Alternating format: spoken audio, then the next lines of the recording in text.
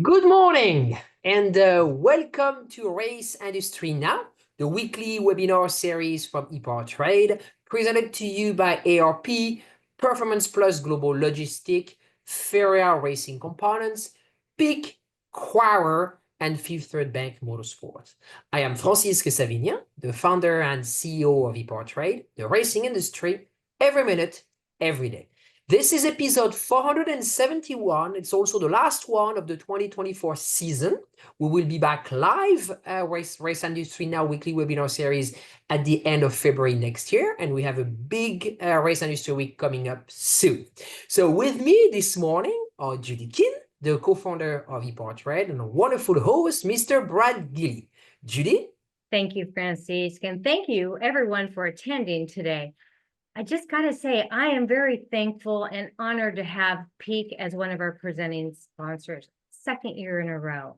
Honored, and what a brand. So I'm very thankful for them in believing what we're doing and helping in a new way of connecting buyers and suppliers. So very thankful. Brad?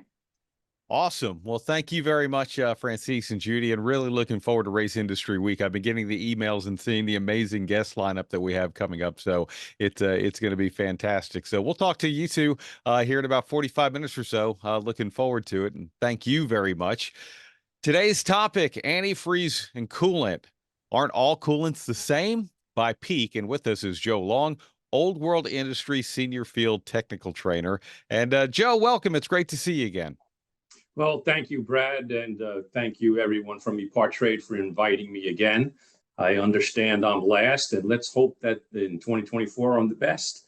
Well, we did save the best for last, absolutely. So, and look, this is what we're going to be talking about today relates to everyone, and it doesn't matter if we're talking about your tow vehicle, your personal vehicle. We'll get into some race car things as well, to electric vehicles and hybrids and all kinds of different things.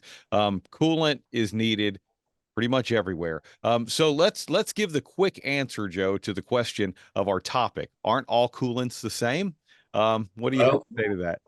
Yeah, well, they are not the same. We've got older technologies that were used pre-1995, heavy duty, automotive, and then extended life coolants. A totally different technology was introduced under the hood for GM in 1995. Everyone knows it as Dexcool. They know the color as orange. Then we started to see heavy duty coolant come along in I'll say like 85. Our Fleet Charge brand was the first. This is a fully formulated coolant. The dye was decided by the industry to designate green automotive to heavy duty as fuchsia in color. Some folks like to call it pink, other folks like to call it purple. But the dye is known as fuchsia. And then as we got into more automotive colors, we saw some Toyota red come out of Asia. Today we see other colors out of Europe. In the heavy duty industry in the early 2000s, as Texaco created the extended life coolant, it was decided to dye that red to distinguish it from the automotive orange that Dexcool was dyed. So today we still have a rainbow of colors. Ford has its factory fill. Hey, Chrysler in the past 2 years has changed their technology and their color. So all coolants are not the same. So that's the one thing we want to move forward and clearly note to anyone in the industry that all coolants are not the same. Yeah, which is it's an interesting thing to learn, and a lot of the different things, especially if you go to the auto parts store and you start to see all of these things, or you see a lot of Peak bottles, which you guys have things that are colored for what you need, which is really cool. Before we really get into this, I do want to let anyone who's watching us live right now know that if you have a question at any time, please feel free to type it into the chat. We definitely want to talk about what you want to know about, and consider this like we are at a trade show and we're all sitting in the same room talking. And anytime you have a question pop up, we'll type it in, and we'll be sure and ask it. So as we talk about things evolving, look, when I was growing up, and I'm 53 years old, it was I was going to get something that was like a bright color or something like that, and really the choice was, do I get a 50-50 mix? Do I get the concentrate and mix it with water? And we can also talk about the type of water and all of that. as things evolved and you started talking about these OEM specific formulations and all of that, what is the difference in all of that? Does it hurt if I go with something generic, or if I have a GM, do I need to get the Dex cooler? If I have a BMW, do I need to get the blue, and things like that? Well, the aftermarket products are, and like you mentioned, you go to this shelf and you'll see the various blenders of coolant, including the Peak brand. So there are two designated ways to explain this to the end user. There are products that are marketed as what we call AM, all makes, all models. So that's for the fleet that maybe does run, GM and Chrysler and Ford, maybe some light duty, other vehicles, automotive. So they have a tough time having on their shelf 5 or 6 different colors of coolant. So they'll reach for, or they'll request from the blender, like Old World, for an all makes, all models. Usually these are dyed yellow in color because that is the weakest dye in the industry. And then the second customer, even I'll call it the do-it-yourselfer, they want what we call vehicle specific. So they want to go to the shelf, they want to pick up that gallon, they want to see that the cap or the label or the color is designated as what their OE factory filled. So you mentioned BMW blue, so we'll pick on BMW for a second. BMW blue on the label of our coolant or the competitor's coolant, it'll be specific for our label. It'll say BMW, the years, and the color designation as blue. We call that vehicle specific. So that end user has a choice. Does he want vehicle specific, exact color, exact technology, or does he want to go with something that's an all makes, all models? And understanding that the inhibitor package that's in an all makes, all models today is truly for the vehicles that have been factory filled since the early 2000s with a extended or an extended life coolant, the organic acid technology. And 100% of the world today truly does factory fill with an extended life coolant. You may get a fleet in the Class 8 world, or maybe a transit system in the Class 8 world demand the fully formulated coolant, something like our brand of the fuchsia color fleet charge. So that's there is a difference in the technologies, the dyes. They're all still, and remember this, to everyone on this webinar, they're still somewhere in the neighborhood of 48% or 50% water and 48% glycol. It's the inhibitor package that makes everyone different. Okay, and that makes sense. And when you start talking about the water, look, you go way back when, and we might just grab the garden hose and top it off with something like that. But what if we had something we needed to mix? What do we really need to be using? Well, if you're using water, we always want you to use what we call a distilled or deionized water. But realize this, in my search for the past 25 years and running around the country and testing water, most of the water in the United States, the tap water, if it is needed, will pass ASTM tests. There are 4 basic things we test for in water if there's a concern by the end user. We look at the chloride level. A lot of cities, towns use chloride to purify their water. Then we look at the magnesium, calcium, which will come from hard water, well water, certain towns that haven't, or cities, municipalities that haven't improved their water supply. And then we look at the sulfur in the water. Those are the 4 things. They're clearly noted in ASTM as to what those levels need to be. Caterpillar posts them. If anybody's working in the on-road or off-road business, Caterpillar is big in the industry. People are concerned about water because a lot of Cat equipment is in the off-road. And where's that water coming from? It could come from a creek. It could come from the well, at that job site. So the water is important. For sure. Well, Joe, we spent a lot of time talking about racing and race cars, but we've also spent time here with Race Industry Now talking about alternative fuels, talking about electric and different things like that. And look, for a lot of people who might be in our audience as well, they might be using something in industrial that uses something different than, say, gasoline or diesel. So let's jump into that for just a second. When it comes to coolant, and you were talking about all makes, all models, and things we're talking about obviously involve passenger cars right now. But can I use the same coolant in a CNG, LNG, natural gas engine? And the answer simply is yes. The concern when you get into CNG, LNG, or natural gas engines is the oil. Please note this, and we're not in the oil industry or talking about oil today, but anyone on this call, if they're concerned about CNG, LNG, it is the oil. Has to be completely different. But as far as the antifreeze you're using in your diesel-powered or light-duty vehicle is the same antifreeze you're going to utilize in your natural gas-powered engine. The same thing in off-road. Again, we talk about Caterpillar or Mitsubishi, Komatsu. If there's some sort of power generation in natural gas or in diesel, we're using the same coolants as we're doing in the on-road business. Okay. And now what about hybrid or battery electric vehicles? Well, let's kind of, again, keep this simple for the end user. If someone like Toyota is doing a hybrid or fully battery electric, they're factory filling their internal combustion engine with a red, or some folks like to say a pink, organic acid technology, a formula that's used in Asia.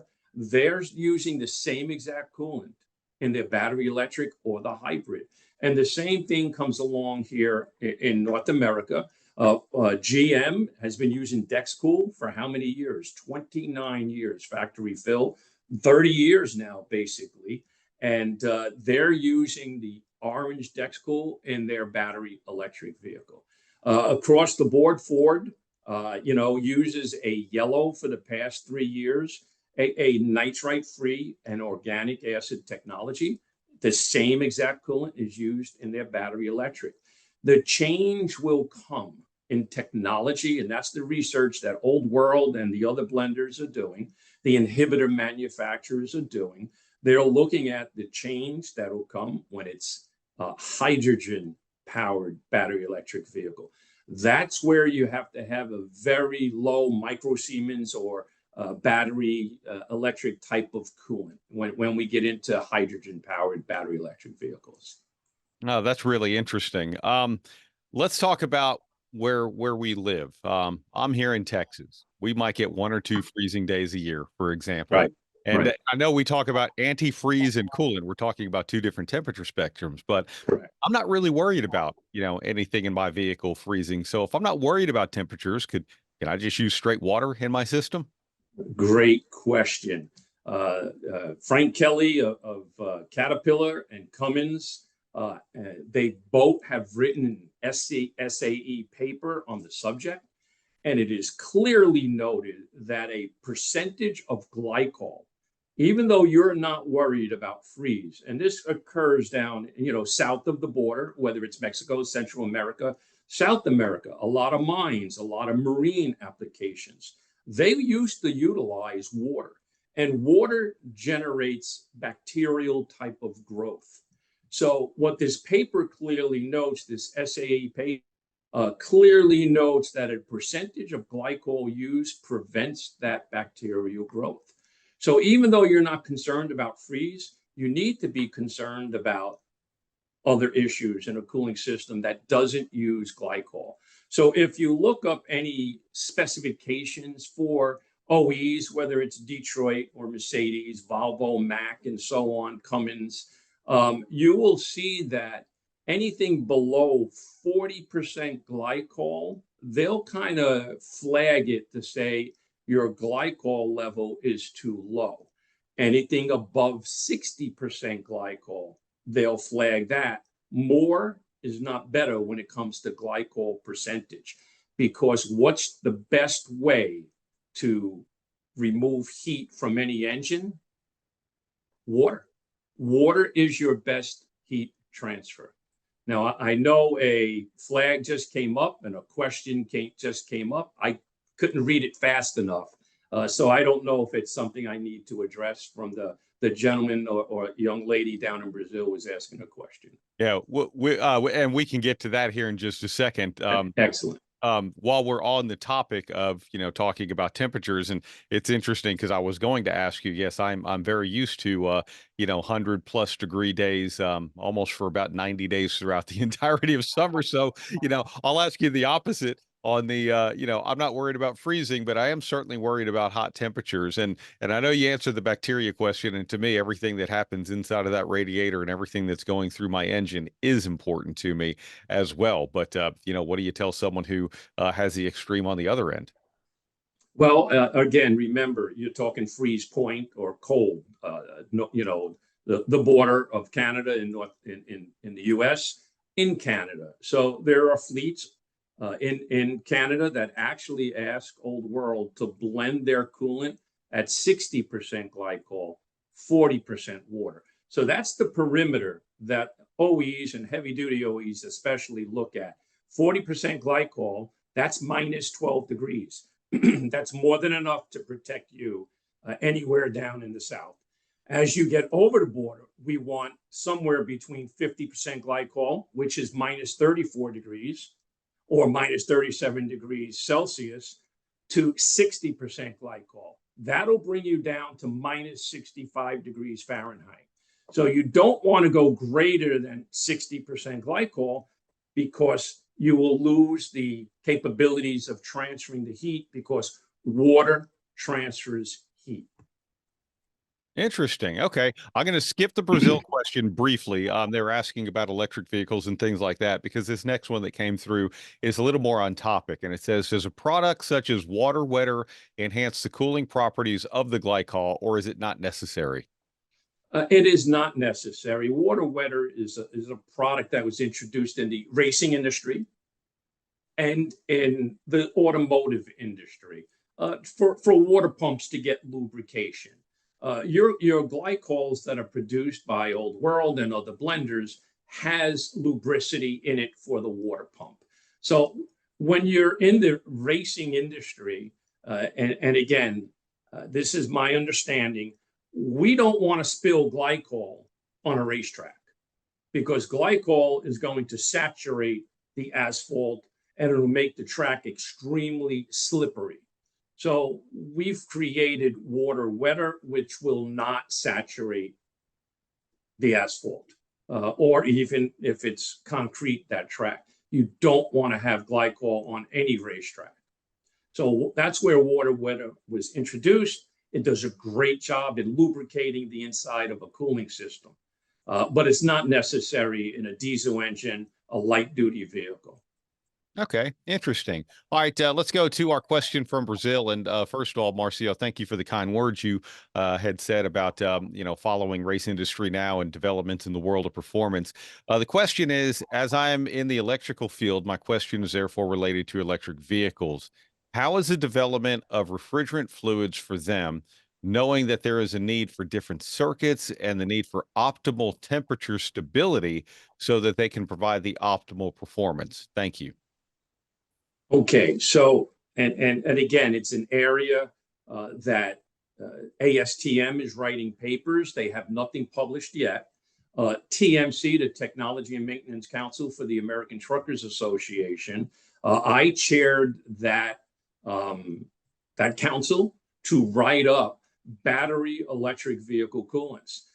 It has just now been finalized in September when we met at TMC. It is going to the vote right now to get approved. So that paper, again, is not published yet. So what does it talk about, or what has been explained to me as chairman, are the various OEs do have as many as 3 cooling systems, 3 separate cooling systems in their vehicles. One to keep the batteries cool or warm. The second, of course, for HVAC, and the third for the motors to keep them cooled in the vehicle. And each cooling system is separate from All three are separate components. So one may be 4 gallons, the other could be 6 gallons. And again, I don't want to pick on any OE, but I actually discussed this with a West Coast manufacturer in the transit systems, because we all realize that transit's going to be the first one pushed by the federal government or state in mandating you need to have a certain level of battery electric vehicles in your fleet. So they were kind of the first to the table to start providing information to me. And we have one bus manufacturer that actually is interesting, has 2 of the cooling systems are the extended life OAT technology. And the third cooling system in the system is fully formulated coolant. They didn't factory fill them with the same 3 coolants. But I believe, and I don't have much information from the OEs, a lot of their information is proprietary, how their systems work, what coolant are they factory filling with.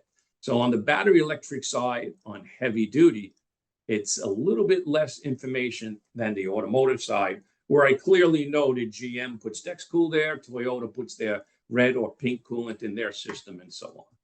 Hopefully I answered his question.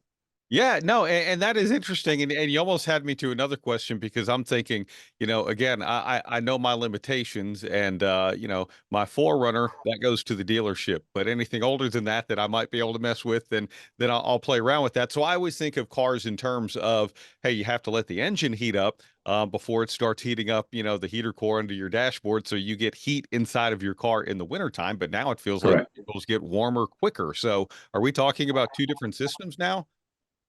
Well, on the battery electric side, you're talking about 3 different systems. On the automotive side, I believe it's one system. And again, I'm not the engineer developing these vehicles. Someone on the OE side or the original equipment manufacturer side would have to explain what's in each individual system. Yeah, that's pretty fascinating. Another question, Joe, that comes through the chat. Are all current blends of coolant compatible with ABS plastic? That's a question that I don't think I should answer, because I'm going to give you the wrong answer. So I don't know exactly what he's referring to, ABS. I don't know exactly what he's referring to, plastic, ABS plastic. I don't know where it's used in the automotive industry under the hood, so I don't have an answer for that. Okay, fair enough. And I'm not sure if he was talking or wondering about, could the glycol or anything be corrosive to any potential parts? I mean, I know we use rubber hoses, and obviously it goes through, metal blocks and things like that. Maybe he was wanting to plumb something a little bit differently, with some ad hoc stuff at home or whatever. Do we have any concerns there? Well, the organic acid technologies that we talk about, the fully formulated technologies, these are kind of compatible with the metals that are utilized under the hood of a vehicle today. There have been some issues, and these started way back in 2007-8. I chased this around the country. And again, in 2010, there were some issues with the fabricated aluminum. We've moved from copper steel heat transfer in a lot of applications to fabricated aluminum. And there were some concerns with the inhibitor packages. There is a certain inhibitor that has been in the industry for many years, known as SCA, or supplemental coolant additives, the nitrites that are in that additive package. And the OEs quickly learned from some clogging or failures in cooling systems that nitrites and fabricated aluminum from certain manufacturers of the radiator that use a certain procedure of cab brazing, controlled atmospheric brazing, to produce these fabricated aluminums. This is a European formula to fabricate aluminum. In certain applications, that radiator was not compatible with nitrated coolant. So you actually see a reason that the world has moved away from nitrites in their coolants. 100% of Asia, 100% of Europe, and here in North America, the only OE I know that still factory fills with a nitrated type of technology is Caterpillar. For what reason, I can't answer that, whether it's that they're not using fabricated aluminum, or they're supplier for their radiator doesn't use that process. It's one of those two reasons. Okay. Okay. Yeah. And he typed in there, and I'm probably going to butcher this word, but the ABS and ABS plastic is acrylon nitrile uh, butadiene styrene. I'm sure I got that wrong somehow, but Yeah. Well, God bless. What I know is that we have certain hoses that are used, like silicone hose. You've got older hoses and technologies like Gates Green Stripe 2 hose. These coolants today are compatible with these type of hoses. Silicone was a great concern, and one of the things, silicone's very durable, very compatible with organic acid technology, and older technology. But one of the faults of silicone is that it sweats water. So the glycol stays behind. And it's one of the reasons we have to stress testing water glycol content, because a typical Class 8 vehicle with a 2-day shift driving cycle will lose upwards of 5 gallons a year out of the cooling system of water. So we start to see that perfect world of 50-50 move towards 60% glycol over the course of a year, because it's losing water through silicone hose. So the only thing we stress to the fleet to the owner operator is test your water glycol using the proper tool. We want you to use an analog refractometer, the type of tool you look up at the light and get your reading. Keep it between -12 and -65 degrees. If it's getting over -65 degrees, add a quart of water to the system. You'll bring it right back down into the 50s, and you're good to go per the OEM specifications. okay, perfect. Because I was going to ask you about the test procedures for testing coolants. I mean, Right. is it as simple as that? Is there anything we might need to know that you can think of? 5 test procedures. Okay. Any fleet manager, any VP of maintenance, director of maintenance, fleet manager, small fleet, large fleet, 5 simple test procedures. Look at the color. I could care less what the color is unless it's black or brown. I don't want it to be black or brown. Look at the clarity. I don't want to see debris. I don't want to see any other fluid in there like oil, transmission fluid. Just look at it, make sure the color is vibrant, and make sure the sample is clear. Look it up to the light. The third test is pH. And be careful using pH test strips. You can use them, they work. But a lot of pH test strips say 8 is a fail. That is not true. You can get down, way down towards 7 and 6.9. So just use 7 to 11 as a pH reading if you're using a test strip or a meter. If you don't have either one available, smell the coolant. If it smells like ammonia, you have a serious issue with pH. If the color's way off in black and your debris is in the system and your smell or your pH is way off, drain, clean, and flush that system. The fourth test is using the refractometer to make sure you're between 40%, 60% glycol, or -12 degrees Fahrenheit to -65 degrees Fahrenheit. And the fifth test is chemistry. There are test strips in the marketplace, and some of them are geared up to specific coolants. But there's a test strip that we produce that'll test any extended life coolant heavy duty that we produce, or the fully formulated and the pH on the same pad. So that's your 5 test procedures, repeating them: color, clarity, pH, freeze point, and chemistry. You want to have a test strip that says pass or fail. How about that? A simple reading for that technician in the industry. Those are your 5 test procedures that I publish. I like that a lot. While we're on the topic of this as well, you were talking about the extended life coolants that we have. And again, if you grab a bottle off the shelf, it might say 100,000 mile or whatever it is. Is mileage the only determining factor, or do I need to think about how long something has been in my engine, my cooling system?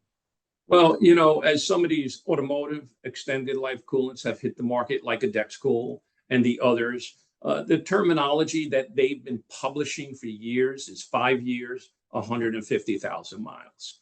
Where we're running into problems today, and I don't have an issue stating this, is the same coolants that were talked about to be 5 years, 150,000 miles.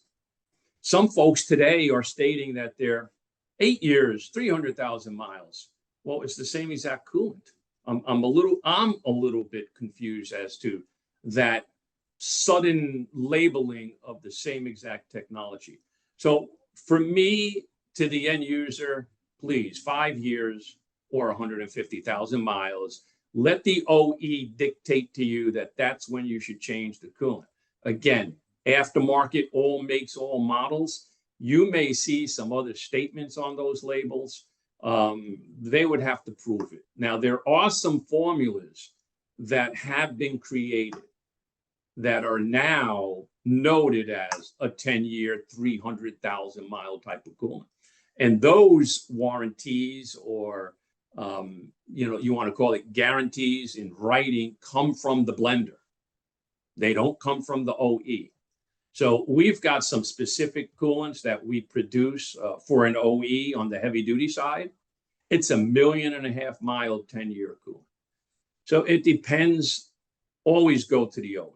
Always go to the OE and ask him, is this 5 years, 150,000 miles? Can I go longer? Let's be concerned. Interesting. All right. Another question comes to us from Peru. And hello, Clever, if I hope I'm pronouncing your name correctly. What value should the conductivity of water have for the coolant mixture? For example, for the final charge, global 50%, and for the fleet charge, 50%. Well, he's referring to two of my brands for Old World. So Final Charge Global is a red extended life coolant. It's been around since extended life coolants were created in the heavy duty industry. His question is relating to micro Siemens and the parts per million of what we call solids in coolant. So the fleet charge itself that he referred to, and the competitive brands are known as fully formulated coolants. This here we created back in the mid 80s with the help of Cummins and Caterpillar and Detroit, Penray at the time known as Nowcool. We created these formulas and they are heavy in solids. So sodium nitrite, borate, silicate, low silicate, but still silicate is there. Some blends use phosphates. So they have a higher tendency for electricity. As you get into Final Charge Global, that's where we start to lower the micro Siemens. Now, as you move towards battery electric vehicles, and that could be a concern, the only paper that's officially published in South America right now has come out of China. And where they're referring to very low micro Siemens for coolants. The Final Charge Global that he's referring to will meet any micro Siemens specification for battery electric vehicle. So the Final Charge is factory filled at 2 of the battery electric vehicle facilities. So we have no issues at all with the Final Charge meeting the specifications of low micro Siemens. Everyone needs to be concerned when we move towards that hydrogen power in the future. And we're years away from that. Okay, very interesting. Before we get to our next question, let's get to the topic of the next question, which is racing. And first, let me ask you, Joe, is there a difference in the application of coolant in a race vehicle versus a passenger car versus a race transporter? You mentioned Class 8 truck earlier as well. Right. Well, the Class 8 truck, the transporter, for anyone out there, we sponsor John Force Racing and a number of vehicles and John Force moving around the country. He's got a fairly large fleet. Those specifications that the coolant must meet is called ASTM D6210. The problem in the industry, and I didn't mean to get loud there because I'm passionate about this, there's no police. I'm the police in the industry, or someone like me at any company, the PhD guys, we're the police. So we have to make sure our coolant meets the ASTM D6210, but there's no police to say that this brand, local, blended in a specific area, meets ASTM D6210. I get this question all the time. I get samples sent for lab analysis all the time, and I can clearly note that label on the jug, it does not meet D6210. Factory filled today across the board in the Class 8 world, and here in North America, we know it's PACCAR, Kenworth, Peterbilt, Navistar, Freightliner, or Daimler Trucks North America for Freightliner and Western Star, and you have Volvo Mac.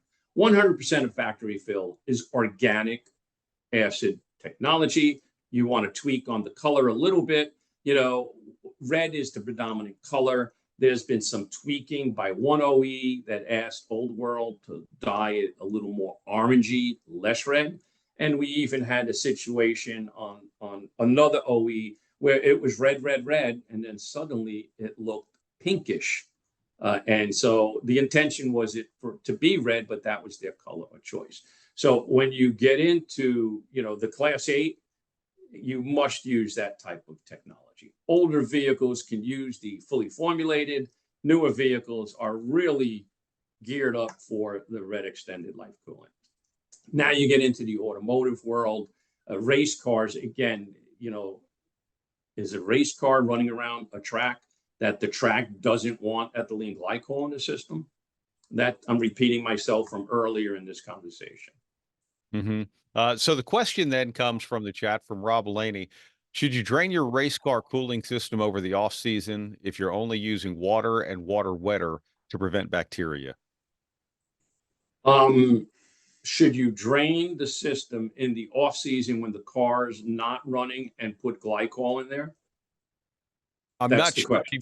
Yeah, I'm not sure if he's saying that. What he's only using during season is water and water wetter, and I don't know if he means In season. drain Okay. in season. I don't know if he means to drain and refill, or to your point, put glycol in there in case it's being stored in cold. So my attitude is kind of simple in understanding his question and the racing industry. If he's utilizing his vehicle out of season, he should put glycol in the season. Glycol, some sort of percentage of glycol into that car while he's driving it. Yes. The older the vehicle, let's try to fix this in case there's anyone that's listening that has a vintage car, whether we're talking about a Mustang from the 60s and 70s, a Dodge Challenger from 1969. Remember, these vehicles were born with a green coolant, right? Every car we knew back in 72 and 73 and 74 used green automotive type of coolant. If it was used in heavy duty, which the extended life coolants and fully formulated weren't created yet, you added the SCAs to it. So if you're running a vintage car, please put green coolant in there. In the off season, I would put some sort of percentage, even if it's a 4-gallon system, 1 gallon of coolant. You're not worried about freeze. I would put some glycol in the system to prevent that bacterial growth. It's going to happen, guys and gals. I'm just telling you, you want to know. I've researched companies that were chocolate manufacturers with 2,000-gallon systems in the basement using these big Waukesha engines, and black water occurred rapidly because of bacteria. They were not concerned about freeze. They were in a building that was 24 hours a day, 365 a year, heated. They were not concerned about freeze, and blackness came quarterly. So we had to move them to glycol, and it cured their problem. Interesting. Yeah. I hope I answered his question. I think you did. He was talking about storage, and I will say, back in my racetrack days, when we got into the off season in the wintertime, especially places where some of the plumbing might have run under the suites, for example, a lot of that plumbing, a lot of the drains and P-traps would just get filled with glycol to, number one, prevent freezing, but to your point, bacteria and other things like that. So an amazing, great preventative maintenance on that end of things too. So right. What about disposal? What's the best and right thing to do? Well, that's interesting. The right thing to do is to, if you're disposing small quantities, to put it back in that gallon and dispose of it properly at, maybe your town facility. A small town will have a place to dispose of it. Ethylene glycol is hazardous to the environment. So please be sure you dispose of that properly. Don't drain it down a sewer. That's not the right thing to do. In the old days, a lot of folks would just pull over the sewer cap and drain and flush it out and refill it. You don't want to do that, please. So Find a facility that'll take waste glycol, and they will. So, and be sure to do that. Yeah, for sure. And when you take it to facilities, or maybe you might even drop it off at the auto parts store who has a recycling system. So let's talk about the recycled coolant. Always don't recommend you use that. I don't know any OE that'll put in writing that recycled glycol is approved for their vehicle, especially in the Class 8 world or Class 6 to 8 world. You know, buyer beware on a recycled coolant, because where did the glycol come from that blender is recycling?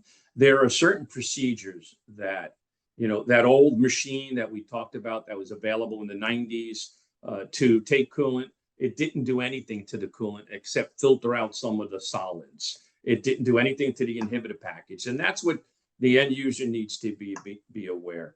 There are certain procedures that work and are costly.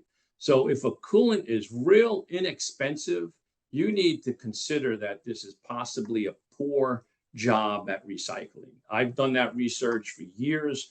I've done it in certain transit systems in Ohio, Fleets, a milk company out in Bedford, Pennsylvania. I've spent time out there.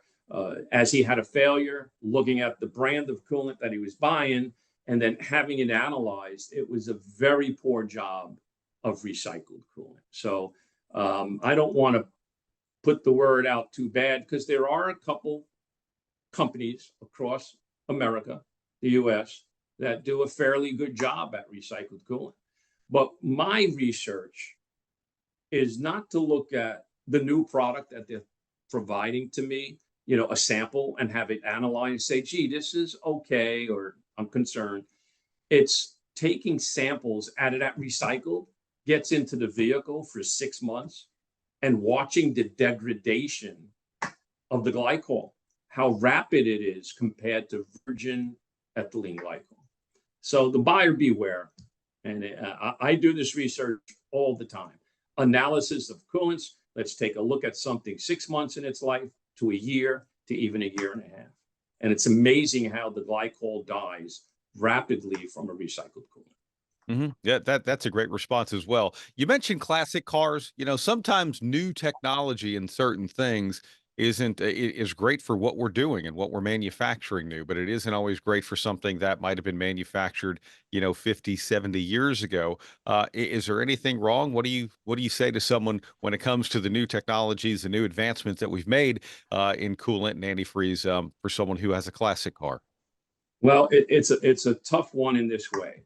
When someone rebuilds that classic car or maybe changes a radiator out, what we can't tell from that classic car is the replacement parts, the O-rings, the gaskets, the seals, the hoses that he's putting in there. Are they going to be compatible with this new organic acid technology today?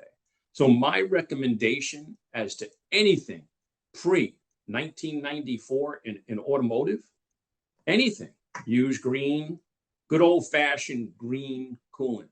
The good old-fashioned, and it may even say on the label, because remember this, green coolant in 1975 was an universal coolant.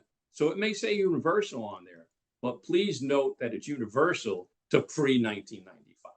So if you've got a classic car and you want compatibility with the components under the hood, use green coolant. Green coolant's not going to go away as long as we have classic cars in the industry. You mentioned 1994. It doesn't seem like that long ago until I start doing the math and realizing that's 30 years ago. That's right. That's right. That's bro. All right, I'm going to ask you the question that's probably going to make you cringe just a little bit, but you know, while we're talking about these things, hey, sometimes we need a quick side of the road fix, and if I have a leak in my radiator, you know, from the home remedies of dump a bunch of pepper in there to whatever you might be able to get in a nice little bottle at the automotive store. What do you have to say to that? Well, two things. If you're down on the road and you have to put water in a system, you know, if you did have a hose, just get something into that system. If you can, antifreeze. If not, fill it up with water. So now you may have a leaking water pump, if you want to use that terminology. Your weep hole is leaking like crazy. And I don't want to use a term to offend any product that's on a shelf, but years ago, we used to sell these little 3-ounce bottles, 4-ounce bottles of this powder or liquid and throw it into the radiator and close the cap. Well, that's going into the system and going to where the leak is, and it's going to create a clog. What do you think it's doing to the rest of the system? Same. It's going to create other clogs. The other thing you want to know is these organic acid technologies today, these extended life coolants today, you're adding a liquid or a powder that's going to neutralize the pH of that coolant. You are going to turn that coolant into garbage. To me, if you got to get back to your shop and you're going to put that in there, when you get back to the shop, you need to change the component if it's the water pump. And then you need to clean that powder or liquid tar out of the system. And that's going to be difficult. You're going to need an acid-based cleaner to get that out. So be careful with cleaning a cooling system. Just anybody that is listening and hears, oh, I need to clean my cooling system. Do you have oil in the system or tranny fluid or EGR gases, carbon? Then you need an alkaline-based cleaner. No, I have rust corrosion or this type of additive that created, I have sludge, then you need an acid-based cleaner. So please be careful which cleaner you buy. Then, just like coolants aren't all the same, the cleaners aren't all the same. Mm-hmm. Well, but I'm glad that actually came up, because what you bring up in that is that there is a system, there is a procedure, there is a way if you get some sort of contamination to take care of the system, and that is something that's out there and available. Yes, yes, it is. There are bulletins that are written by OEs, which I I'm in the Class 8 world, the heavy duty world. So in draining a system, cleaning a system, and then also purging the air out of the system. So, okay, I've drained out my system, I've refilled the cooling system, I need to purge the air out. So there are procedures specific to international, specific to Freightliner, to Cummins or any other OE. There are bulletins that are written by TMC, the Technology and Maintenance Council. Oh, that's fascinating, Joe. This is great because what I love, obviously, you've been in this, for decades now. You are a trainer as well, so you have a full understanding of this, and really are here to answer any question that someone might has about it. But it is interesting because, again, a lot of us think about we're just going to pour some glycol and some water in the radiator, and we're going to be good to go on down the road. But how things have evolved, how things have changed, and what manufacturers are doing and what they're using with their special formulations and all of that, what a difference that makes as well. Mm-hmm. Excellent. What else can I state? Hey, look, I just love the fact that at Peak, you guys make it really easy for those of us off the shelf to, grab what we need with color coded and different things like that. So, and then being here with your knowledge of everything makes it even better. So thank you. I thank you. And I know we're limited for time, and let's gauge your audience and see if they're interested in anything about diesel exhaust fluid and the SCR system in the future. Be more than happy to discuss that. That would be wonderful. I also want to just say, if anybody's going to be in Vegas next week, they're displaying at the Apex show. So make sure to find them. Well, I will not be at Apex. I will be in Las Vegas after this call for John Force Racing and the NHRA event in Las Vegas. And hopefully it is stated that John Force, after his accident in June, will be attending this race. And I hope to God that he can get there. His travels have been limited from his accident. So, for sure. Well, thank you very much, Joe. What a great session, and what a great way to end our 2024 season. And we'll have you back in the next season, of course. Your expertise is priceless. So thank you very much for watching today. This webinar has been recorded. It will be posted later on the EPARTRADE platform. In the meantime, please visit EPARTRADE.com for any information and update. Next will be Race Industry Week, so please mark your calendar. December 2nd, we'll go live for 4 days, and we're bringing all the key players in the market, big names, big series organizer, all the way down to grassroots, including NHRA and everybody else. So thank you very much. Once again, goodbye and see you soon. EPARTRADE is a digital platform that we've created basically to make life easier in the business community of auto racing. EPARTRADE, there is no e-commerce. It's literally a connection just like at a trade show. So now, any time of the year, a buyer could reach out to a supplier. When you see a product that you're interested in, all you need to do is click on request more information, and then from there it is forwarded directly to the buyer or to the supplier. EPARTRADE really eliminates having to travel, closing down your shop. Now you have a place to showcase globally your racing product and technology. Land speed record holder George Poteet's Speed Demon rocketed 481 miles per hour at the Bonneville Salt Flats. You don't go that fast without ARP fasteners. There is no way that we could go the speed that we've gone, the number of times we've gone, with a lesser quality bolt than ARP supplies to us. And we absolutely wouldn't be where we were today if it weren't for ARP. When failure is not an option, it's ARP-bolts.com. We're Performance Plus Global Logistics. Our team of dedicated performance industry and logistics experts get valuable cars and components to the track on time in top condition.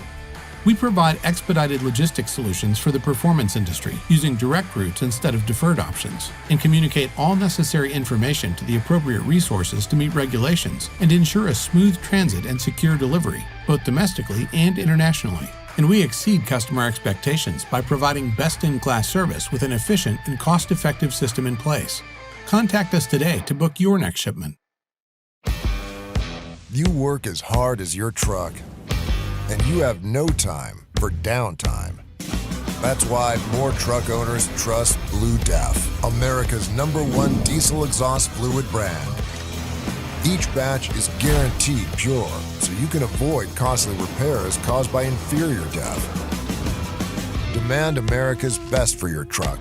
Blue Def and Blue Def Platinum. Put trust in your truck. Roots in the Midwest that date back well before the Model T, Fifth Third Bank has a long history of serving the needs of automotive companies. While much has changed over the years, our passion for helping businesses put cars on the road and on the track has not. Today, we are more committed than ever as a member of SEMA, a founding member of PRI, and a sponsor of multiple race teams across several racing series. For over a decade, Fifth Third Bank has been a staunch supporter of our industry and a great partner for many companies in the motorsports field. Our business has been growing extremely fast, and really we could not be where we are today without Fifth Third. They provided amazing strategic advice, the capital we need to support our phase as a group. They are true partners for me now, and what they do with their involvement in motorsports is untouched in this community. Where can we take your business? Fifth Third Bank. Where will you find Farea Racing components, circle track, drag racing, and any top race shop? In every form of motorsports competition, our valves and valve train components deliver race-proven design and technology. And we've brought that same performance to our street applications as well. We're backed by 5 decades of experience, an extensive range of off-the-shelf components, and our custom valve department has the fastest turnaround times in the industry. Farea Racing components. Stand with us or race against us. When it comes to pushing the limits of performance, the pros know there's no room for compromise. At Crowder Cams, we don't just engineer camshafts and valve train components, we redefine what power means. Since 1955, Crowder Cams has been the name trusted by racers, engine builders, and gearheads around the globe. Whether you're building a street machine, a dragster, or a track car, Crowder Cams provides the muscle you need to dominate. And with Crowder, victory is within your reach. Scribner Plastics has provided professional strength shipping containers to the automotive and performance industry for over 40 years. We have containers that will fit most any configuration of complete or partial engines and transmissions. Today we highlight part number 5148 cylinder head shipping and storage container. Base has double-walled durable construction featuring a cinch strap with an abrasion sleeve that securely fits your small block, big block, and pro stock heads to the base at all times. Talk to your dealers and distributors about the shipping storage container for cylinder heads from Scribner Plastics, part number 5148.